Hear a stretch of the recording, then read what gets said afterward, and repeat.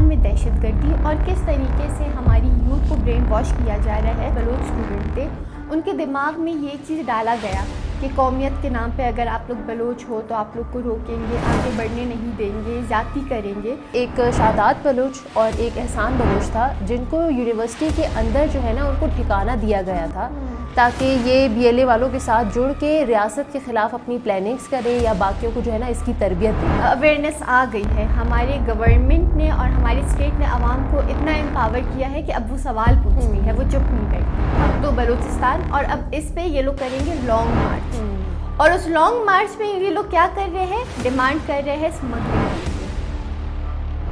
Borders کے معاملات بہت نازک ہوتے ہیں کیونکہ اگر وہاں سے اسلحہ آ رہا ہے تو وہاں سے ڈرگز بھی آ رہا ہے, اور اگر وہاں سے ڈرگز آ رہے ہیں تو کہیں نہ کہیں وہاں پہ انسانوں کو بھی یہ لوگ ادھر ادھر کر لیں گے, اور پھر وہی بات آ جائے گی کہ بگ مسنگ پرسنز میں چلے گئے. ماریہ نسیم وہ فیمیل ہے یا وہ لڑکی ہے جس نے 96% مارکس لیے اور وہ بلوچستان کا ایک فخر بنی ہے. السلام علیکم, میں ہوں Aiman Khan and welcome back to part 2.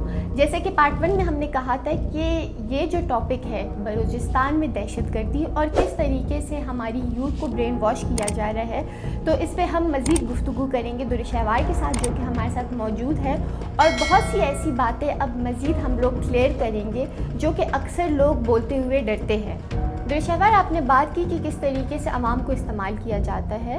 جو سب سے بڑی مس انڈرسٹینڈنگ کریٹ کی گئی وہ یہ تھا کہ اسٹوڈنٹ جو جتنے بھی بلوچ اسٹوڈنٹ تھے ان کے دماغ میں یہ چیز ڈالا گیا کہ قومیت کے نام پہ اگر آپ لوگ بلوچ ہو تو آپ لوگ کو روکیں گے, آگے بڑھنے نہیں دیں گے, زیادتی کریں گے. تو اس قسم کے جو انہوں نے اسٹریٹجی اپنائی تو اس سے بھی ہماری یوتھ بہت ڈسٹرب ہوئی, جبکہ یہ ساری باتیں صرف افواہیں تھیں. آپ کو پتہ ہے کہ یونیورسٹی میں کچھ رولز اینڈ ریگولیشنز ہوتے ہیں جو کہ ہر اسٹوڈنٹ پہ لاگو ہوتا ہے.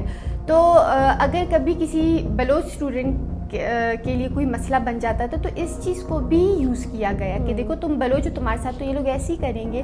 تو یہ حرکتیں اور اس قسم کے یہ جو کھیل رہے تھے ہماری یوتھ کے دماغ کے ساتھ, اس نے بھی بہت زیادہ ڈسٹربنس کریٹ کیا.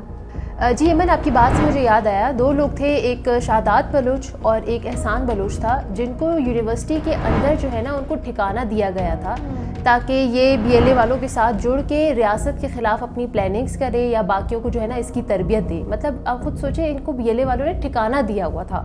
لیول چیک کریں ان کا کہ آپ اسٹوڈنٹس کے دماغ کے ساتھ اتنا کھیل رہے ہیں کہ ان کو آپ نے ایک چھپنے کی جگہ یا ایک سیٹل ہونے کی جگہ دے دی. کس چیز کے لیے؟ صرف دشمنی نبھانے کے لیے.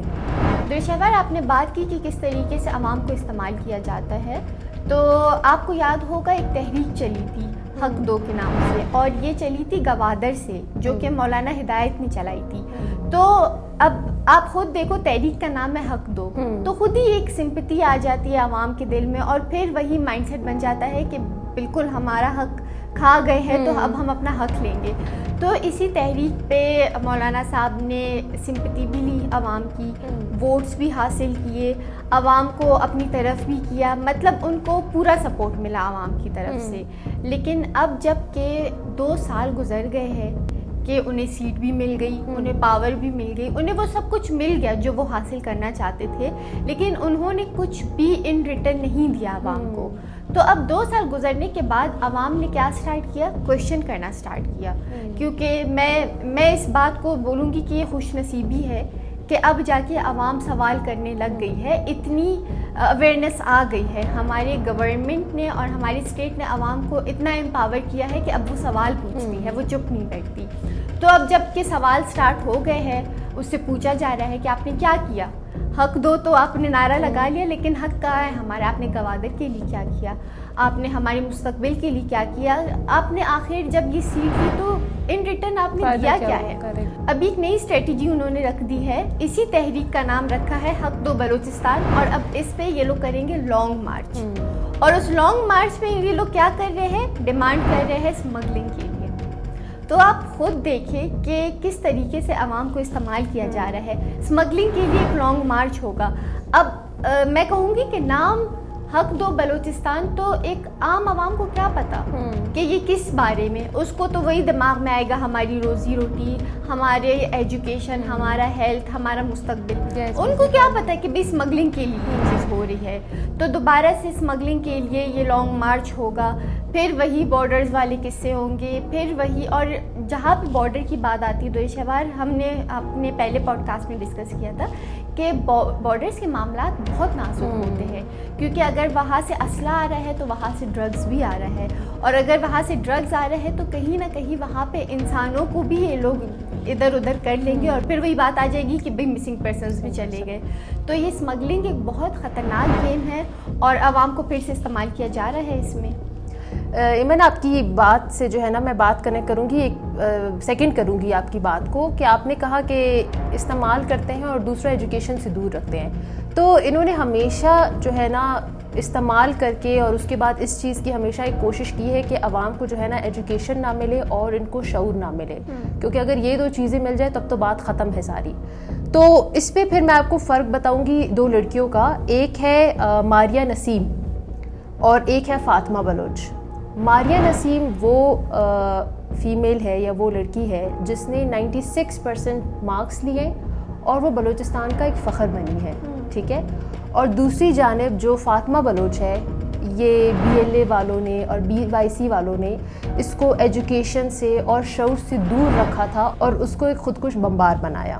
تو یہاں سے ایک فرق نظر آتا ہے ہمیں کہ جب ایجوکیشن اور شعور سے انسان دور ہوتا ہے تو وہ کس راستے پہ جاتا ہے، اور جب آپ کے پاس یہ دونوں چیزیں ہو تب آپ کیا بن سکتے ہیں یا بلوچستان کو کیسے پریزنٹ کر سکتے ہیں.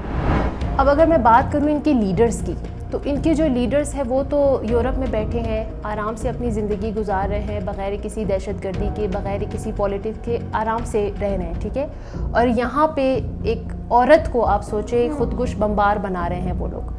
تو آپ خود سوچیں کہ ان کو کیا فرق پڑے گا اگر افیکٹ پڑ رہا ہے تو اس عورت پہ، اس عورت کے گھر والوں پہ، جہاں پہ وہ جا کے خودکش بمباری کرے گی وہاں پہ. ان ساری چیزوں کا افیکٹ یہاں پر ہے. وہ جو ان کے لیڈرز وہاں بیٹھے ہیں آرام سے، ان کو کوئی اس چیز کا فرق نہیں کر رہا، کوئی فرق نہیں پڑے گا. دریشہوار دیکھیے، اس بات کا فیصلہ عوام نے کرنا ہے، کیونکہ یہ صرف ریاست کی جنگ نہیں ہے، یہ پاکستان کے رہنے والے ہر، میں کہوں گی عام اور خاص عوام کی جنگ ہے، کیونکہ عوام چیزوں کو بہت اچھے طریقے سے ہینڈل کر سکتی ہے. ہم ہمیشہ جب پاکستان اور انڈیا کی جنگ بھی چھڑی تو ہم نے یہی بات کی کہ ایک طاقتور ملک وہی ہے جس کے سربراہ اور جس کی عوام مل کے کام کرے.